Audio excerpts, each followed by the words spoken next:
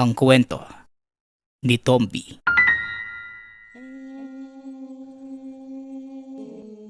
Ang kwentong ito ay hango sa totoong buhay.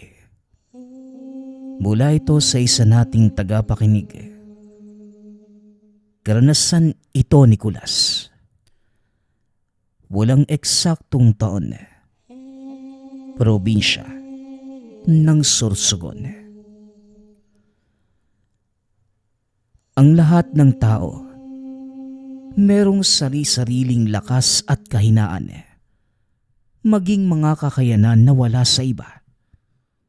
Ngunit kung ang kakayanan na meron ka ay ipinapagamit sa iyo ng iba para sa kanilang sariling interes, susundin mo ba sila?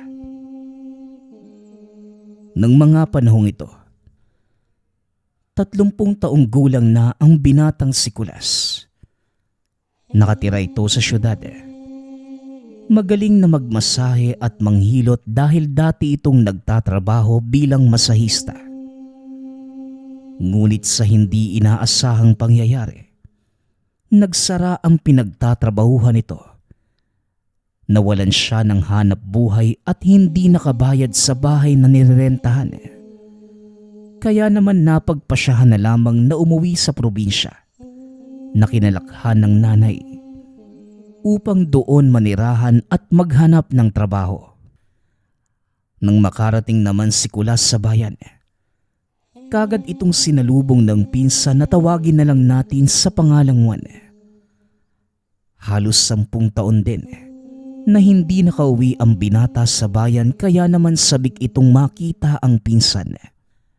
Maging ang tiyahin nitong si Aling Estreng, na kapatid sa ama ng ina, na namayapa na 4 na taon na ang nakalilipas. O pinsan, parang ang bilis ng panahon na. Tumatanda na tayong binata. Parang kailan lang noong dumalaw ka rito sa bayan natin ah. Wika ng pinsang si Juan. Aba, oo nga eh. Mabuti nga tinanggap niya pa rin ako ni Tia Estreng. O teka, nasa na nga ba si Tia? Tanong ni Kulas. Hanggang sa isang matabang babae ang lumabas mula sa bahay. May dala-dala pa itong sandok. Nagagalak itong lumapit para yakapin si Kulas na kanyang pamangkin. Naku, mabuti naman at umuwi ka rito sa atin.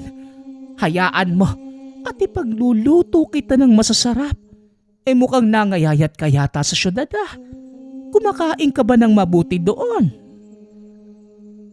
Tanong ni Tia Estreng. Napakamot na lamang sa ulo si Kulas. Ayun nga po yung problema ko, Tia eh.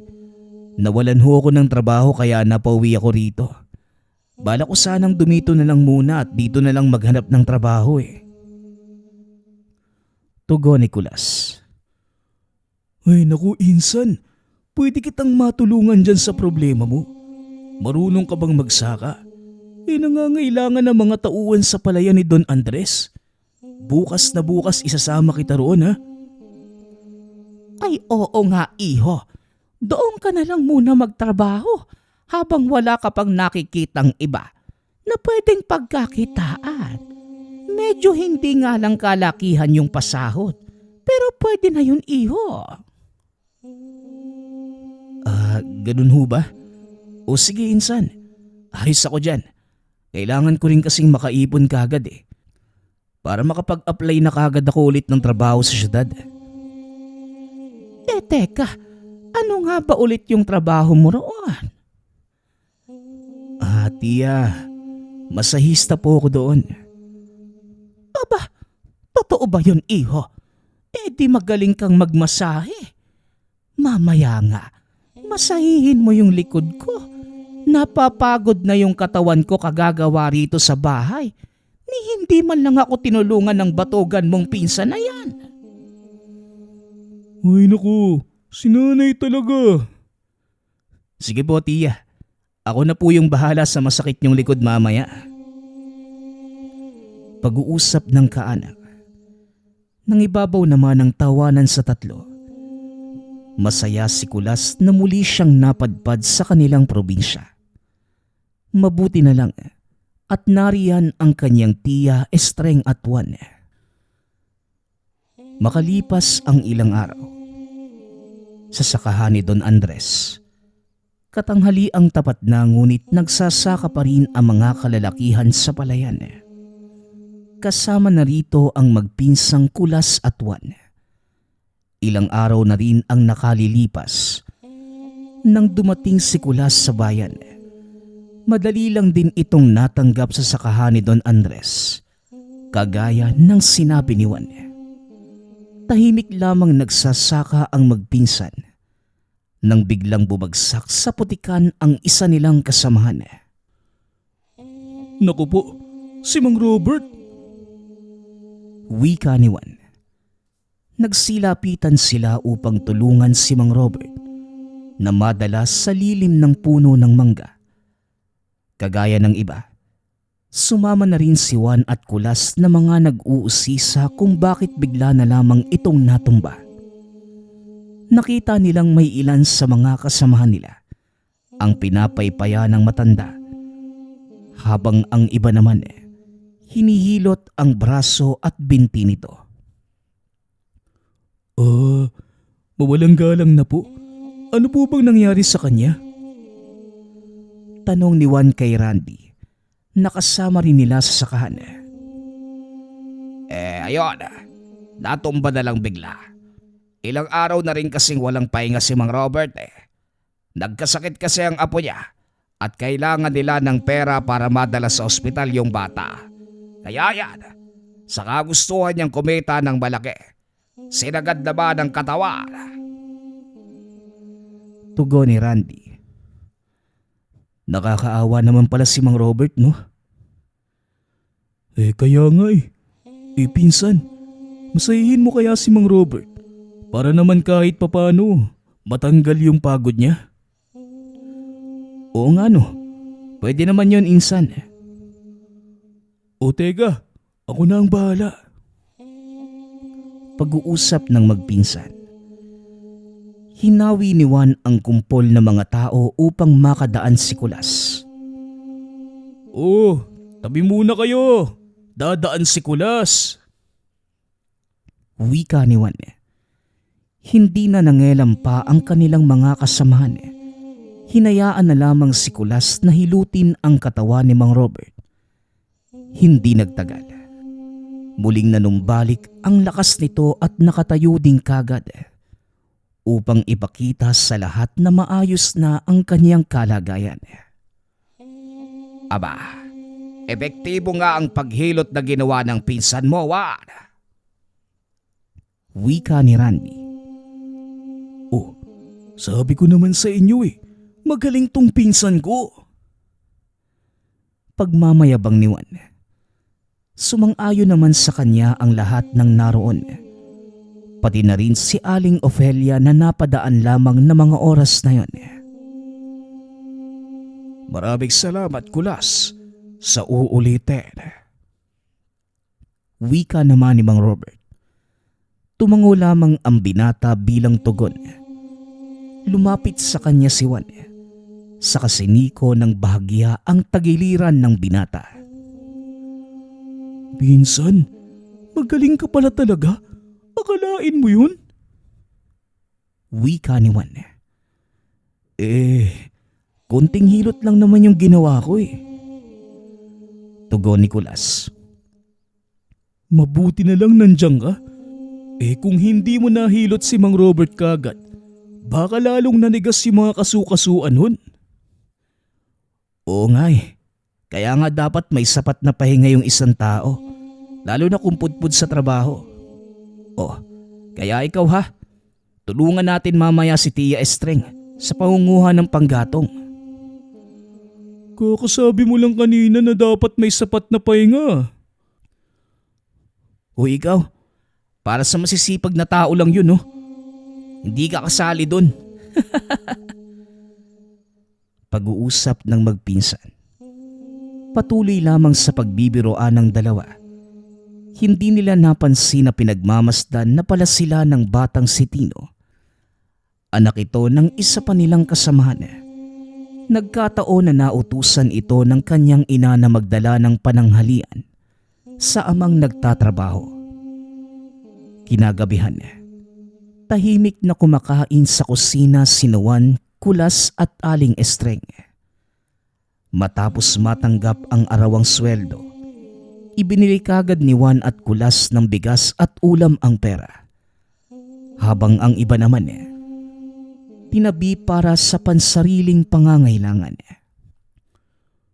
Ay naku, kailan kaya tayo makakakain ng masarap? Puro tinapa at gulay na lang yung ulam natin araw-araw. Wika ni Juan. Huwag ka ngang magreklamong bata ka. Pasalamat ka nga at may nakakain pa tayo At saka masarap naman yung tinapa at gulay. Masustansya pa. Tugon ni Tia Estreng. Nay, ang sinasabi ko yung tulad ng lechon na manok. O kaya lechon baboy. Yung mga pang-sosyala na pagkain ba? Yung sweldo natin sa sakahan. Kulang pa nga sa pambili ng mga kailangan natin sa bahay. Kung malaki lang talaga yung sweldo natin, dito na din ako mananatili. Patapos ng kumain ang tatlo, nang isang sigaw ang nadinig mula sa labas ng tahanan. Tao po! Tao po! Juan! Aling Estreng! Wika ng lalaki sa labas ng tahanan. Dali-daling lumabas si Juan habang patuloy pa rin kumakain si Tia Estreng sa kusina. Nakita nila si Mang Alfred at ang anak nitong si Tino. Lumapit si Mang Alfred sa kanila. Napansin nila Kulas na inaalalayan nito ang anak. Juan, nakikiusap sana ako sa inyo ni Kulas. Baka sakaling mahilot niyo itong anak kong si Tino. Wika ni Mang Alfred. Manong, ano po bang nangyari sa kanya? Itong bata kasing to umakyat sa puno ng mangga. Nung pababa na sana, nadulas yung paa kaya bumagsak at mukhang nabalian ng braso. Nako, bakit hindi niyo po muna dalhin sa center sa bayan? Bukod sa gabi na at malayo, wala rin kaming sapat na pera, iho. Nakita ko kung paano mo hinilot si Mang Robert noong natumba, kaya sa'yo kami kagad lumapit. Pag-uusap nila. Napakamot ng ulo si Kulas. Hindi nito alam ang isasagot sa mag-ama. Alam niya na tanging pagmamasahe ang kakayanan nito. Ngunit hindi niya maiwasang maawa sa sitwasyon ni Tino. Mang Alfred, mukhang ibibigay ko na lang yung isa kong inahin na manok sa inyo bilang kabayaran. Sadyang kailangan lang talaga namin ng tulong mo, Kulas. Mabilis na nagbago ang isipan ni Juan sa narinig mula kay Mang Alfred. Ay, ganun ba? Mukhang kayang-kaya yan ni Pinsan Di ba, Insan? Wika ni Juan. Kumikindat-kindat pa ito kay Kulas. Nawala nang nagawa pa kung hindi ang pumayag na hilutin ang bata. Ang pinsan niya na ang sumagot para sa kanya.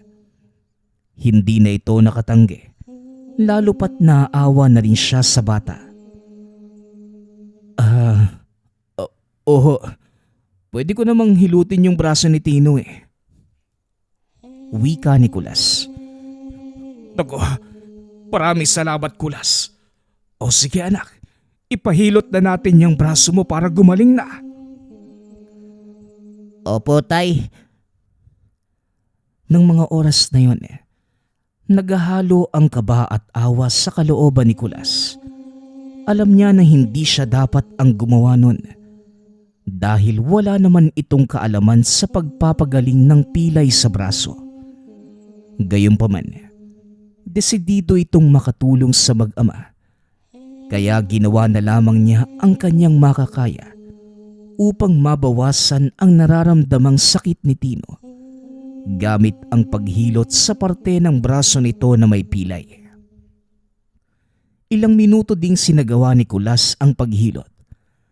Maya-maya pa, natapos na rin ito. Dahan-dahang iginalaw ni Tino ang brasong nabalian. Laking tuwa naman ng mag-ama nang makita nitong naitutuwid na muli ng bata ang braso nito. Nako, maraming salamat at ayos na yung anak ko.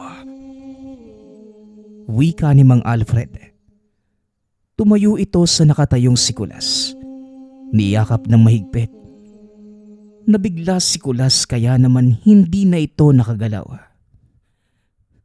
Maraming salamat, Kulas. Hulog ka ng langit dito sa aming baryo. Wika ni Mang Alfred. Inakbayan naman ni Juan ang pinsan na walang imik. Oh, di ba? Ang sabi ko naman sa'yo kayang-kaya yan ng pinsan ko. Paano ba yan? Bukas ko na lang dadalhin dito yung ipinangako kong manok ha. Sa uulitin na lang, Kulas. Napatango na lamang ang binata habang tinatanaw ang pag-alis ng mag-ama. Nang tuluyang makalayo ang dalawa ay siniko ni Kulas si Juan. Aray ko naman. Pinsan, bakit ka ba naniniko bigla? Tanong ni Juan. Ikaw kasi, nakarinig ka lang na bibigyan tayo ng manok, nag-oo ka naman agad. Tugon ni Kulas. Pinsan, manok na yun Parang kanina lang, nangangarap ako ng litsyong manok. Biyaya yun, pinsan. Bawal tumangki sa biyaya, di ba? O siya, nandyan na yan Basta ikaw ang magluluto nun ha. Aba, huwag kang mag-alala. Baka hindi mo nalalaman Ako yata yung pinakamagaling na matador dito sa baryo. Pag-uusap ng magpinsan. Tumawa na lamang si Kulas bilang tugon sa pagbibiro ni Juan. Muli silang pumasok ng tahanan nang may malaking ngiti sa mga labi.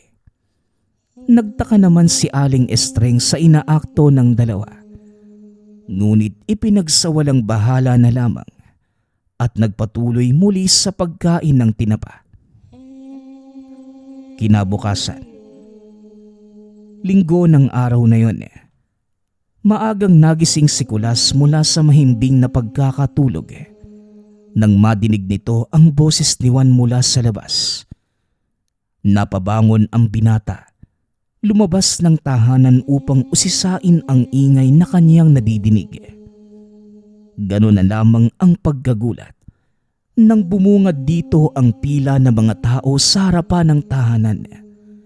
May dala pa ang mga ito ng mga prutas, kaba ng palay, halaman at kung ano-ano pa. Nang makita ng tao si Kulas, halos sabay-sabay ang mga ito na sinasambit ang pangalan ng binata. Baka sa mukha ni Kulas ang pagtataka sa mga nangyayari. Kaya naman nang mahagip ng mata nito si Juan, inutusan niya itong lumapit sa kanya. Juan, ano bang meron? Bakit ang daming tao at kapitbahay natin yung nakapila? May pinamimigay bang ayuda si Tia Estreng? Tanong ni Kulas. Nakita nito ang tiyahin niya na pinapapila ng maayos ang mga tao. Lalo pang kumunot ang noo ni Kulas dahil napansin itong may hawak pang garapon ang babae na may nakasulat na donasyon. Teka, ano ba yung pinsan? Bakit may donasyon pa si Tia? Meron bang namatay? Teka nga, pinsan, kumalma ka muna. Pumasok muna tayo sa loob ng bahay at saka ko sasabihin sa'yo. Wika ni Juan. Kagad nang pumasok ang dalawa sa loob ng tahanan upang pag-usapan ang mga nangyayari. Pinsan, ito na ang umpisa ng pagyaman natin. Wika ni Juan. Anong pagyaman? Bakit? Nakahukay ka ba ng ginto? O tumama ka sa loto para maging mayaman tayo? Kaya ba may mga nakapila sa labas para manghingi ng balato sa'yo? Tanong ni Kulas. Hindi ako ang nanalo, Insan. Ikaw! Teka, anong ako? Hindi naman ako tumataya sa loto eh. Ay nako, Insan. Ganito kasi yan. Natatandaan mo ba si Mang Alfred? At yung anak niyang si Tino na hinilot mo kagabi? Oo, bakit? Anong meron sa kanila? Ito kasing si Manong Alfred. Ipinagkalat sa buong baryo yung ginawa mong paghilot kay Tino. Ang sabi pa raw, pinagaling mo yung anak niyang si Tino kaya ayan, dumagsa yung mga tao rito para magpahilot sa'yo. Anong sabi mo? Oo, ang sabi ng mga tao magbibigay daw sila ng donasyon kapalit ng panghihilot mo sa kanila. Teka Insan, hindi naman ako albularyo para gawin nila yun ah. Di mula ngayon, isa ka ng albularyo. Pag-uusap ng magpinsan. Tinitigan ng matagal ni Kulas si Juan. Mukhang alam na nito ang gustong mangyari ng pinsan. Napailing na lamang ang binata bago muling nagsalita. Ayoko Insan. Hindi ako papayag sa kung anumang balak mo, Juan. Hindi matitiis ng konsensya ko yung manloko ng tao. Tanging pagmamasahe at paghihilot lamang yung kakayahan na meron ako. Hindi ko kayang magpagaling ng may sakit. Hindi ako gumagawa ng himalawan. Pero pinsan, isipin mo, sayang naman. Grasya na yung lumalapit sa atin. Papakawala mo pa ba? Minsan lang dumating yung ganitong pagkakataon sa buhay natin. Ito na yung sagot sa mga problema mo. Hindi mo nakakailanganin pang magpunta pa ng syudad para magtrabaho roon. At isa pa, hindi ka naman manloloko Totoo naman na manghihilot ka, di ba? Paano pinsan? Kung may pumunta na malubhang sakit, kaya ko bang pagalingin yun? Tanong ni Kulas. Dali-dali namang inakbayan ni Juan ang pinsan. Ano ka ba? Ako nang bahala roon. Gagawa na lang tayo ng palusot. Aba, magaling yata ako sa bagay na yun. Wika ni Juan. Napahawak na lamang sa noo si Kulas. Naiipit ito sa sitwasyon na meron siya ngayon. Kung dati pinapangarap niya lamang na magkaroon ng maraming customer para kumita ng malaki. Ngunit ngayon, nangyayari na ito. Kaya nilunok ni Kulas ang natitirang prinsipyo at dignidad na pinanghahawakan niya at tahasang tinanggap ang oportunidad na magpanggap na albularyo katulad ng suhestyon ng pinsan niyang si Juan. Hanggang sa mabilis na lumipas ang mga araw. Padami ng padami ang pumupunta sa tahanan ni Aling Estreng upang magpagamot at magpahilot. Hindi na nagtrabaho sina Juan at Kulas sa sakahan ni Don Andres. Ipinagpapatuloy na lamang nila ang nasimulang panluloko. Sa paglipas pa ng panahon, nakakasanayan na ito ni Kulas. Kaya naman hindi na rin nakapagtataka na hindi na ito natatakot sa kung anumang ginagawa nila ni Juan.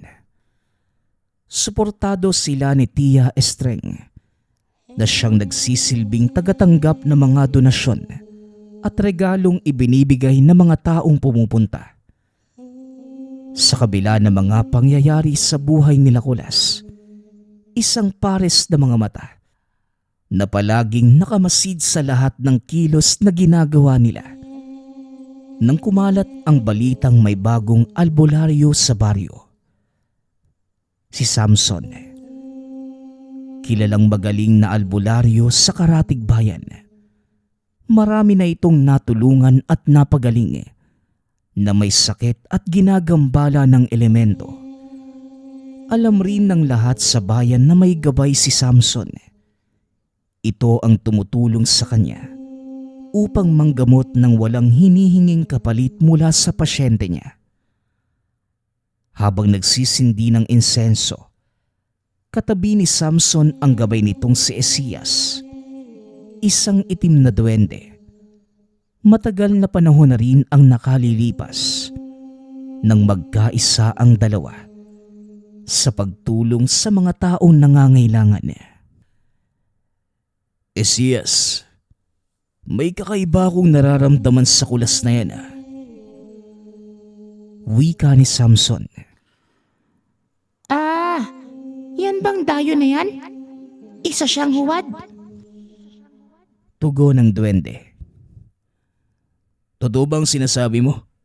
Peke ang kulas na yon? Aba, sa akin ka pa talaga nagduda. Kailanman, hindi ako nagkamali. Alam ko naman yun Esaias, walang dahilan para magsinungaling ka sa akin Pero kung totoong peke ang dayong yun, kailangan nating gumawa ng paraan para matigil na ang kahibangan na ginagawa niya. Ganon ba? Kung hahayaan mo ko, madali lang yan. Wika ng itim na duwende. Tumingin si Samson kay Esaias na ngayon ay naghihintay ng sagot niya.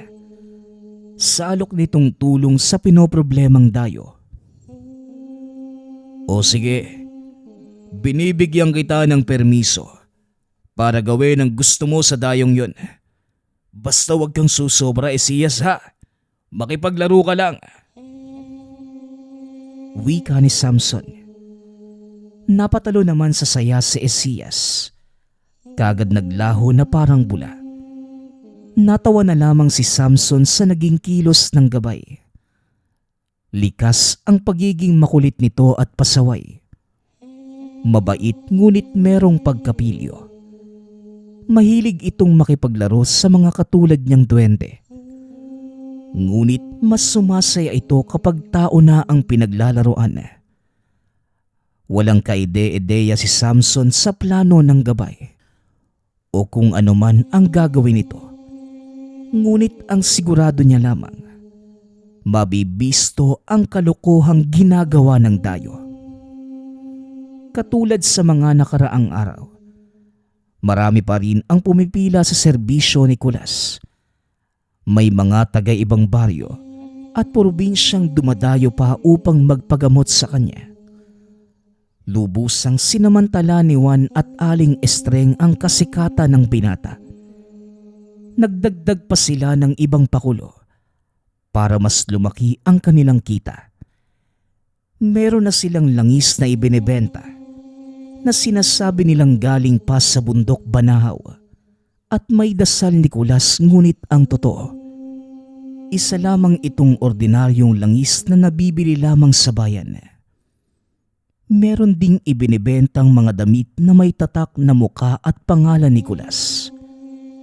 Sinasabi pa ng mga ito na kayang pagalingin ni Kulas ang anumang uri ng sakit na dadapo sa katawan ng isang tao basta mag-aalay ang mga ito ng handog at bibili ng kanilang mga langis at ibinebenta.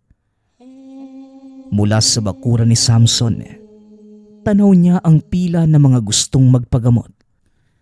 Nakasuot pa ang mga ito ng damit na tila nagmumukhang deboto sa tatak nito. Nako, sadyang nahihibang na ang mga yon. Wika ni Samson.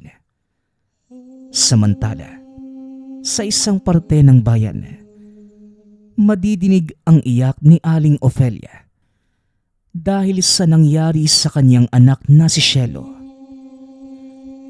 Diyos ko po, anak, ano bang nangyayari sa'yo? Wika ni Aling Ofelia. Natataranta ito habang pinapakalma ang anak na kinukumbulsyon na sa lagnat. Dahil dalawa na lamang sila sa bahay, humingi ito ng tulong sa kapitbahay nilang si Randy upang dalhin ito sa albularyo. Tulungan mo ako at dalhin natin kay Mang Samson si Shelo. Bakit kay Mang Samson? Sa center na lang po natin siya dalhin. Mukhang hindi sakit ang pinanggagalingan ng kumbulsyon ng anak ko. Kanina lamang magkausap kami. Tapos bigla na lamang siyang nagkaganyan. Kaya dadalhin muna natin siya kay Mang Samson. Aling Ofelia, mas malapit ho yung bahay ni Lawan. Doon na lang po natin siya dalhin kay Kulas. O sige, dalhin na natin si Shelo doon. Pag-uusap ng dalawa. Nang mga oras na yun, nakamasid lamang si Esias. Ito mismo ang may kagagawan ng kumbulsyon ni Shelo. Ito ang napiling gamitin dahil katulad ni Samson, may kakayahan din itong makakita ng mga elementong katulad niya.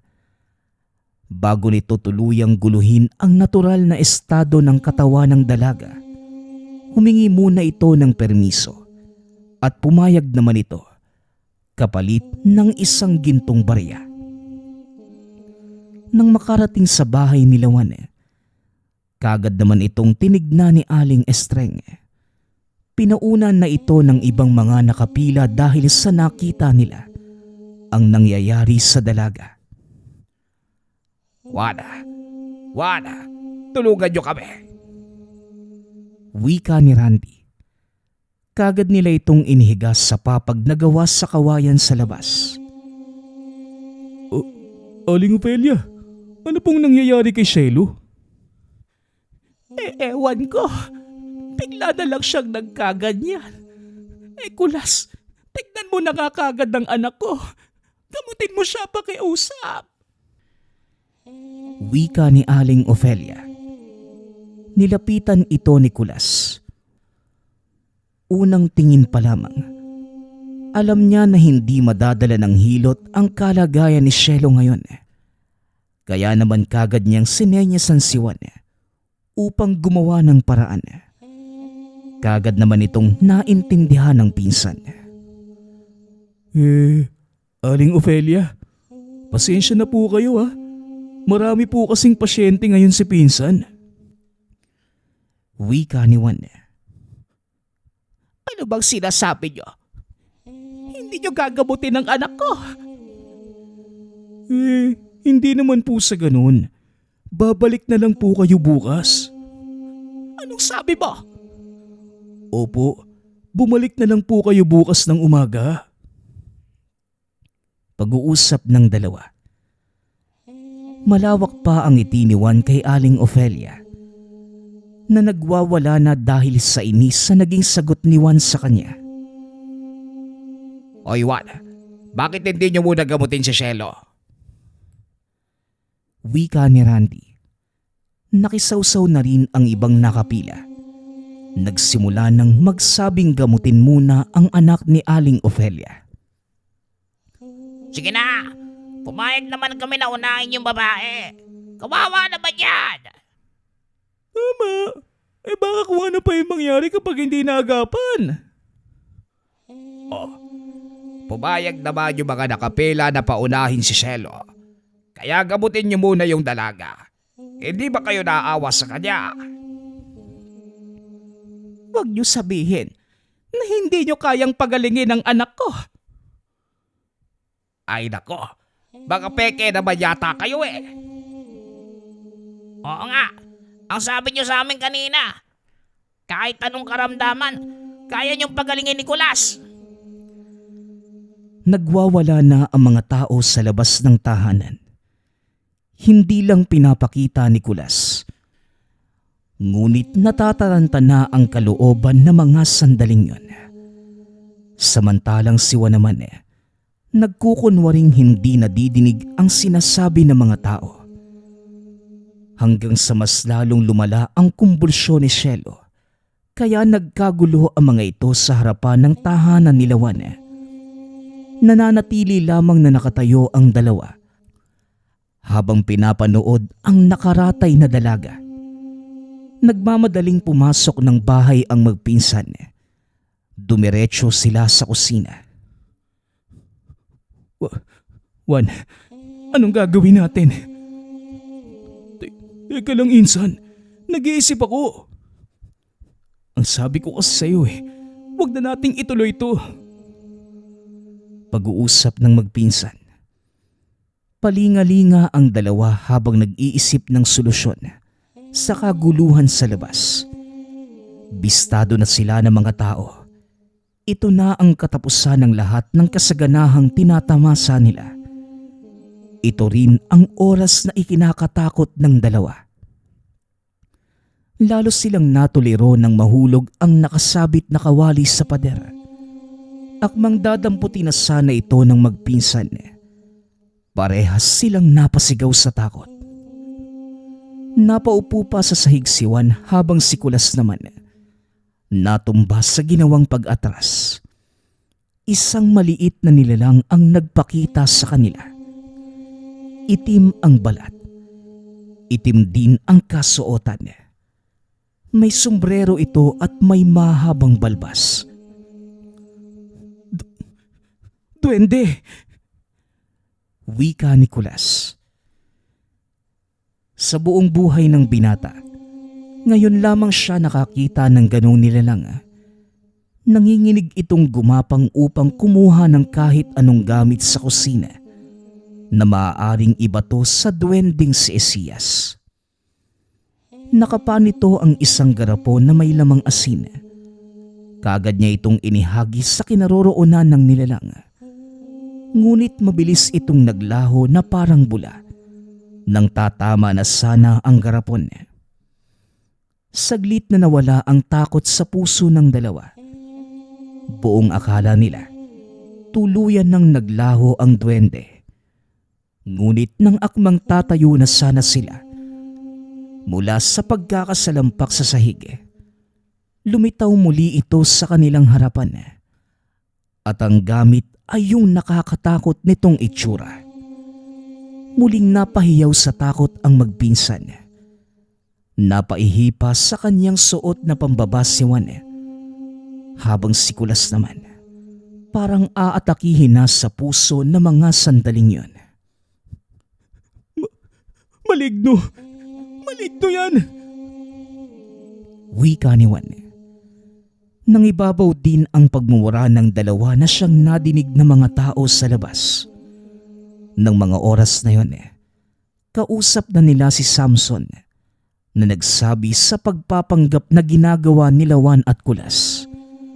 Nasa maayos na ring kalagayan si Shelo at hawak-hawak din ito ang gintong barya na ipinangako ni Esías sa kanya. Napuno ng galit ang mga mamamayan ng baryo sa ginawang panloloko ng mga ito. Susugod na sana ang mga tao papunta sa dalawa nang dali-dali itong pigilan ni Samson. Hayaan nyo na sila mga kabayan. May kabayaran ng lahat ng panlilinlang na ginawa ng mga huwad na yan sa inyo. Wika ng binatang si Samson. Napahinto ang mga tao. Tanging si Aling Estreng lamang ang diretsyong pumasok sa loob ng tahanan. Maya-maya pa, nadinig nila ang malakas na sigaw ni Aling Estreng. Kaya nagmadali silang dumungaw sa bintana sa labas ng kusina. Habang ang iba naman, pumasok na rin sa tahanan ng mag-anak. Juan, Kulas, Diyos ko, anong nangyayari sa inyo? Hindi magkamayaw si Aling Estreng sa pagtatanong sa anak at pamangkin na tila tinakasan ng bait. Sigaw ng sigaw ang mga ito na para bang may nakitang nakakatakot. Ngunit kahit anong hanap ng mga tao doon, wala silang nakikita. Talaga nga yata nabaliw na si Juan at Kulas. Nababagay lamang yan sa kanila. Mga manloloko. Ngayon gabutin niyo mga sarili niyo. Sa isang iglap, nawala ang kanina'y napakahabang pila sa harapan ng tahanan ni Lawan. Nawala rin ang tiwalang ibinigay ng mga tao sa kanila. Tapos na ang maliligayang araw ng dalawa. Napalitan ito ng pasakit na araw-araw para kay Aling Estreng na siyang nag-aalaga sa mga ito. Ngunit maswerte naman ang dalawa. Naawa sa kanila si Esías. Pinagbigyan niya ang mga ito. Nangako naman ang dalawang binata na hindi na uulitin ang panluloko sa mga tao. Siguraduhin niyo lang dalawa na hindi niyo uulitin ang ginawa niyo sa mga tao. Dahil kung hindi, mas malala pa dyan ang gagawin ko sa inyo. Oo, nangangako kami, Samson. Hindi na namin uulitin. Patawad. Kung kailangan din humingi kami ng tawad sa mga taon na loko namin, hihingi kami. Wala na rin naman kaming mukhang ihaharap sa kanila eh. Patawad ho. Patawad, Samson. Hindi ko na rin po uulitin. Alam kong nabulagan lamang po ako sa laki ng kita. Pero pangako, hindi ko na po gagawin ulit yon. Pag-uusap ng tatlo. Samantala, muling tinangkilik ang serbisyo ni Samson at Esías sa baryo. Nangako ang mga ito na hindi na hahayaan pang may makapasok muli na dayo sa bayan upang maloko ang mga mamamayan. Ang susunod nating kwento ay mula sa isa nating tagapakinig. Karanasan ito ni Tonyo. Walang eksaktong taon. Probinsya ng Samara. Isang linggo nang sunod-sunod na napapaniginipan ni Tonyo ang sumakabilang buhay na tiyuhin. Isang taon na rin ang nakalilipas. Magmula nang bawian ito ng buhay dahil sa away inuman. Hindi man nasaksihan ng pamilya ang buong pangyayari. Ngunit ayon sa mga nakainuman, may galit ang sumaksak sa kanilang kaanak. Likas namang pala kaibigan ang tiyuhin. Kaya naman pala isipan sa mga tao ang naging motibo ng pumatay. Gusto man ng pamilya na bigyan ito ng katarungan. Ngunit hindi na nangyari.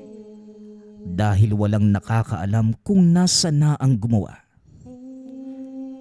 Dahil nakaramdam si Tonyo na isa itong mensahe sa yumaong tiyuhin. Pilit niyang pinagtagpi-tagpi ang lahat ng panaginip. Minabuti ng binatang ipagbigay alam sa ama at sinabi naman ito na pumunta sa puntod at kausapin ang tiyuhin. Kaya nang sumunod na araw, maagang gumising si Tonyo. Nagluto ng mga paborito ng tiyuhin para dalhin sa puntod. At nang matapos, nagpaalam na sa ama na pupunta sa sementeryo. Habang naglalakad, pilit pa ding inaalala ni Tonyo ang buong nakita sa panaginip. Ngunit napakahirap alalahanin na parang pinaglalaruan lamang siya ng tiyuhin. Nang makarating naman sa puntod, kaagad inilatag ang mga dalang pagkain. Nang akmang magsisindi na ng kandila, nagulat ang binata nang makitang butas na ang nicho.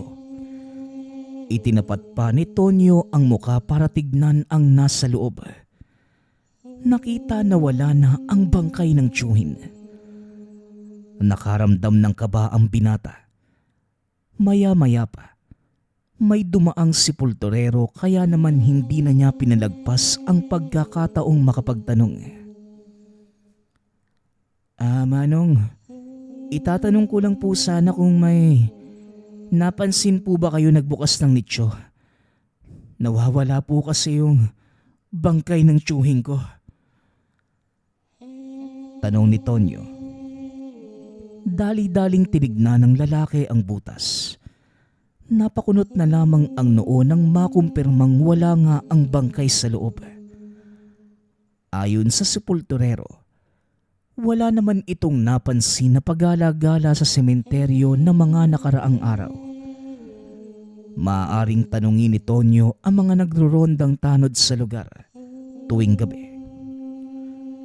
Matapos makapagsalita, nagpaalam na ang lalaki at nagpasalamat si Tonyo.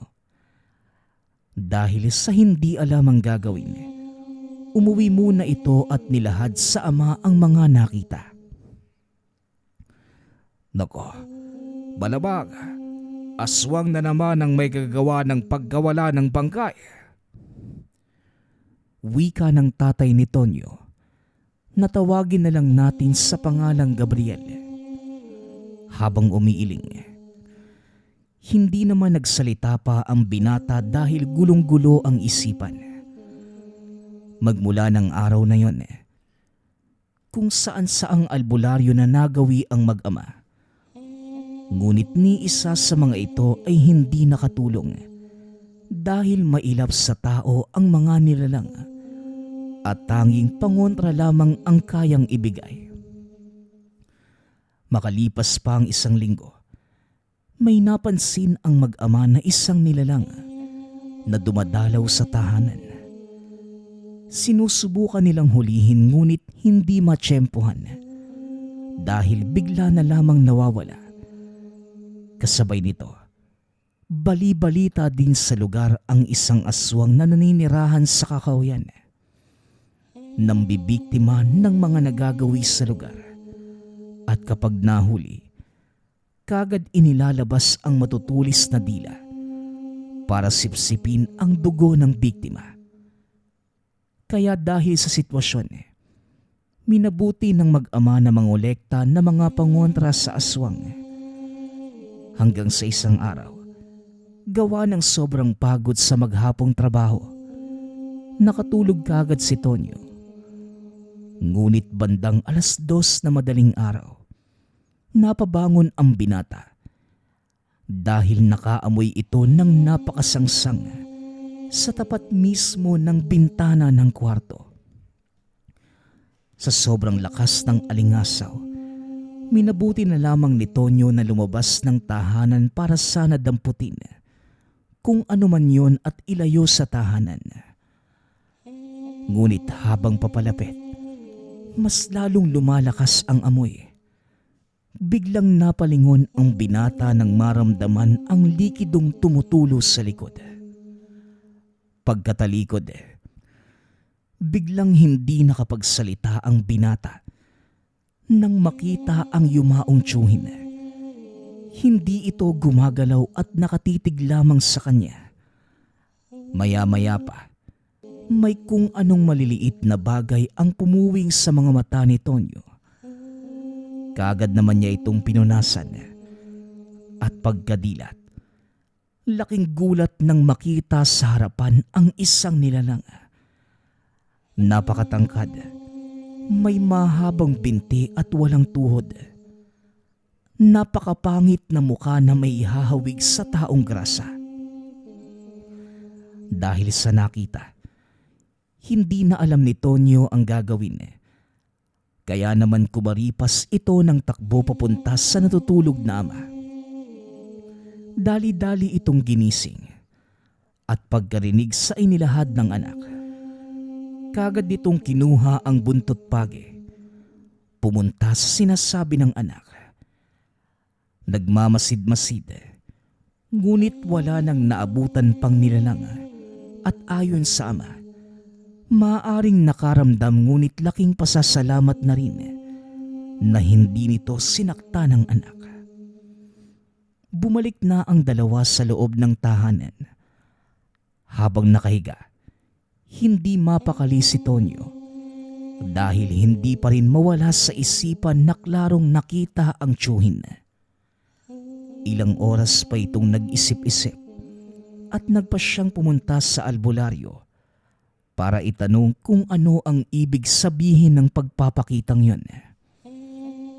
Bata pa lamang, Naniniwala na ito sa mga pangkalikasang nilalang, pati na din sa mga kakayahan ng albularyo. Kinaumagahan, matapos kumain, nagpaalam na si Tonyo na pupunta sa albularyo. Hindi naman ito pinigilan ng ama. Pagkarating sa tahanan ng albularyo, inilahad ng binata ang mga nakita. At dahil hindi naman ito bago sa manggagamot, sinabi na lamang na pupunta sila sa puntod pagsapit ng 6:00 ng gabi. Napatango naman si Tonyo.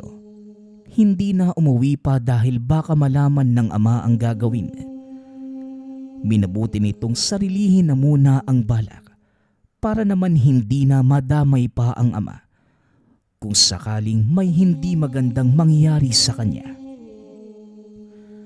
Pagsapit ng 5:30, nagsimula nang maglakad ang dalawa papunta sa sementeryo.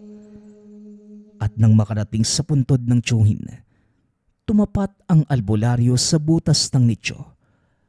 Lumuhod, nag-umpisa na sa pagsasagawa ng ritual.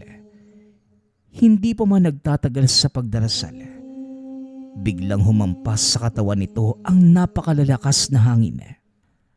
Napakapit pa nga sa butas ng puntod si Tonyo dahil sa sobrang lakas. Maya-maya pa, walang ano-ano'y biglang natigil at tumambad sa dalawa ang nilalang na nakita ng binata sa tahanan. Hindi naman umaatake. Sa katunayan, nagawa itong kausapin ng albularyo. Ibang lengguwahe ang gamit kaya walang ibang nagawa ang binata kundi matulala sa mga nangyayari. Ilang minuto pa ang lumipas. Bumalik sa pagbanggit ng mga dasal ang matanda at tumakbo papalayo ang nilalang. Dahil walang alam sa mga nangyayari, minabuti na lang na antayin matapos ang matanda para makapagtanong. Nang matapos naman ito, may hinugot ang manggagamot na 2 kandilang puti at inutos kay Tonyo na sindihan ito sa tapat ng butas ng nicho. Tumango naman ang binata habang nagsisindi ng kandila. Hindi maiwasang mapatitig sa loob ng butas. Wala namang ibang nakita kundi mga bato. Ngunit may kilabot pa din sa katawan ng binata. Pagkatapos, naglakad na ang matanda kaya sumunod naman si Tonyo. Mabuti na lamang at pumunta ka sa akin. Kundi, hindi ko maipararating sa iyo ang ibig sabihin ng tiyuhin mo. Kaya nawala ang bangkay sa puntod dahil binuhay siya ng isang amalanheg. Ito ay mga nilalang na namatay na, ngunit muling nabubuhay para ipasa ang lahi sa kamag-anak o hindi kaya naman sa ibang tao. Dahil sa gusto pa ng tiyuhin mo na magantihan ang pumatay sa kanya, pumayag ito sa gusto ng nilalang, kaya nabuhay ang katawan niya. Maswerte ka lang dahil marunong pang makakilala ang tiyuhin mo. Wika ng albularyo. Dahil sa mga nadinig, imbis na matakot, nakaramdam ng tuwa si Tonyo dahil buhay pa ang tiyuhin. Kahit papano'y, maaari pa itong makausap. Nagpatuloy lang sa pagkwekwentuhan ang dalawa patungkol sa mga uri ng nilalang hanggang sa makaabot ng tahanan ng albularyo. Hanggang sa ilang sandali pa, nagpaalam na si Tonyo sa matanda. Pagkarating sa tahanan, minabuti nitong ikwento sa ama ang mga nangyari.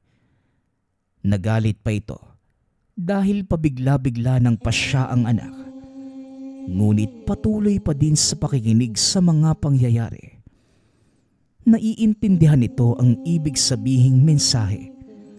Ngunit paulit-ulit na pinapayuhan ang anak na huwag magpapakampante dahil ibang nilalang na ang tiyuhin at anumang oras maaari itong umatake kahit pa sa sariling mga kaanak. hanggang sa lumipas pa ang ilang linggo. Hindi na magkamayaw ang mga tao sa lugar sa patuloy na pag-atake ng nilalang. Ayon sa mga matatanda, isa itong amalanhig.